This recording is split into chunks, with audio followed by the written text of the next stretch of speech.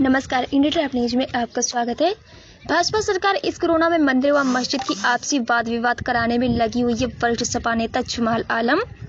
उत्तर प्रदेश बलिया जिले में समाजवादी पार्टी के वरिष्ठ नेता जमाल आलम ने मीडिया से बातचीत में बताया कि देश में कोरोना की महामारी फैल रही है, परंतु वहीं भाजपा सरकार लाशों की राजनीति कर रही है, मंदिर व मस्जिद की आपसी वाद विवाद कराने में लगी हुई है। जमाल आलम, जिला उपाध्यक्ष समाजवादी पार्टी बलिया। जी, हम जानना चाहते हैं, अभी देखिए कोरोना चल रहा है, तो अब लॉकडाउन भी चल रहे हैं, इस पर क्या विचार है, क्या कहना चाहेंगे इस पर? देखिए, सही मायने में आज देश का हालात बहुत खराब है। यह जो सरकार हिंदुस्तान के अंदर बैठी है, प्रदेश के अंदर यह जो सरकार बैठी है, यह दिशाहीन सरकार है। यह निराधार लोग हैं, इनका कोई आधार नहीं है। जहाँ तक कोरोना की बात है, तो कोरोना इस समय भारत में बहुत तेजी से फैल रहा है, विदेशों में ख़त्म हो गया। कम से कम विदेश से शिक्षा हासिल करना चाहिए इस देश की सरकार को कि हमारे यहाँ कोरोना बढ़ रहा है और आपके यहाँ कैसे ख़त्म हो गया। इस पर चिंतन मनन करना चाहिए। इसके लिए सर्वदलीय बैठक होनी चाहिए कि सारे दल पार्टी के लोगों को एकजुट होकर के इस मुतल्लिक बात करनी चाहिए थी कि वास्तव में हमारे देश से, हमारे भारत से कोरोना कैसे ख़त्म होगा। जब तक सारे लोगों की मानसिकता एक नहीं होगी, मैं पूरे फख्र के साथ कहना चाहता हूँ कि कोरोना खत्म नहीं हो सकता। जी, हम आपसे भी जानना चाहते हैं, अभी आप देख रहे हैं, चाहे आप बलिया में ले लीजिए, बिहार में ले लीजिए, चाहे गाजीपुर ले लीजिए, मतलब कई जगह लाशों की ढेर मिली नदी के किनारे। देखिए, यह तो बहुत बड़ा जांच का विषय है और हम लोग एक छोटे मोटे कार्यकर्ता हैं, इस पर लंबी बात नहीं करना चाहते हैं। भूतो न भविष्यो, ना ऐसा कभी हम लोगों को देखने को मिला है और मैं यह विश्वास करना चाहता हूं कि आने वाले दिनों में इस प्रकार का हरकत नहीं देखने को मिलेगा कि जिस तरह हम लोग जाते थे गंगा नदी पर मछलियों को देखते थे, आज हिंदुस्तान के वो तमाम लोगों का लाश नदी में बह रही है, जिसको कुत्ते भी खा रहे हैं, जानवर खा रहे हैं।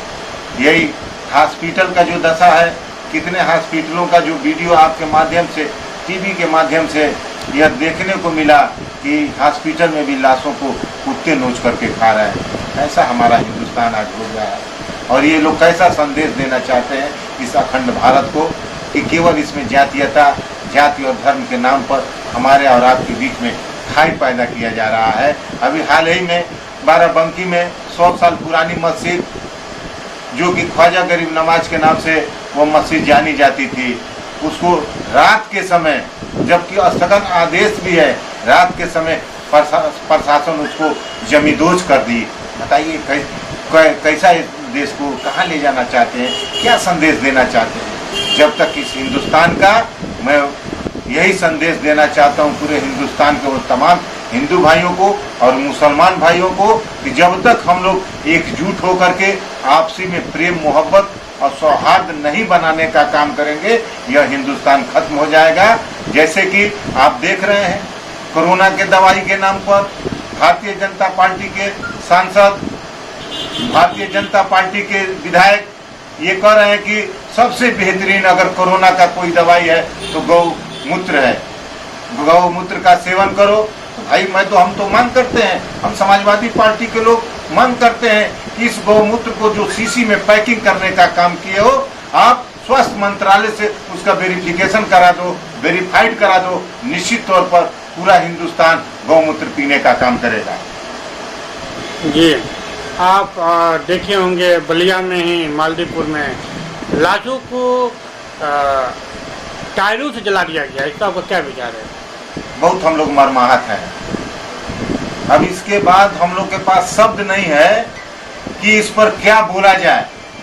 जो संस्कार हमारी है, जो हमारी संस्कृति है, धीरे धीरे वह समाप्त होती जा रही है। जब तक हम लोग एकजुट नहीं होंगे, फिर से मैं कहना चाहता हूँ हिंदू भाइयों और मुसलमान भाइयों, हम लोग एकजुट होकर के इस हिंदुस्तान को एक नई रोशनी देने का काम करें। तो क्या इसमें कोई कुछ इसमें हुआ है क्या? कुछ मिली भगत है क्या? कुछ सच्चाई छुपाई जा रही है? देखिए, हम लोग अभी फिर आपसे पहले भी मैं कहा कि यह बहुत बड़ा मामला है, दाल में बहुत बड़ा काला है। हम लोग छोटे मोटे कार्यकर्ता हैं और जब तक इस पर जांच नहीं होगी, क्या लाशों को कहां से कहां फेंक दिया जाता है उसका कोई गिनती नहीं है। अब यहाँ पे कोरोना के नाम पर दिखाई जाती है कि उत्तर प्रदेश के अंदर 300-400 मौतें हुई हैं। आप बताइए कि 97,000 से भी ऊपर गांव है उत्तर प्रदेश के अंदर। अगर एक गांव में एक आदमी मरता होगा तो उत्तर प्रदेश में प्रतिदिन 1 लाख लोग मर रहे हैं। हाँ, जैसे लोगों का ये कहना है जो गाँवों में कोरोना फैल रहा है, वो चुनाव की कराने से लोगों को कोरोना फैल रहा है। जैसे अभी भी देखे होंगे आपके बलिया में कितने प्रधान की डेथ हो गई जो जीते हुए हैं शायद। तो क्या मानते हैं चुनावी जो कराने सरकार ने अपने कुछ डेथ कोरोना फैला गाँव में? देखिए, ऐसा है कि ये लोग चुनाव के बाद कहीं भी चुनाव हो जाता है तब हरकत में आते हैं। बंगाल का चुनाव देख लीजिए, असम का चुनाव देख लीजिए, इतनी बड़ी बड़ी लाइनें लगा करके, इतनी बड़ा बड़ा भीड़ करके वहाँ पे रैली की गई। रैली के बाद जब चुनाव समाप्त हो गया तब जाकर के उनको कोरोना याद पड़ा। इसी तरह जिला पंचायत और नगर पंचायत प्रधानी का चुनाव, जिला पंचायत का चुनाव जब हो गया तब इनको कोरोना याद आ गया। अगर उसी समय, अगर वास्तव में ये लोग गांव का जब चुनाव कराएं उसी समय ये गांव के लोगों को एक अलग से किट देनी चाहिए थी, वो मेडिसिन देनी चाहिए थी कि इसको आप सेवन करें, आपको कोरोना से दूर रहेंगे।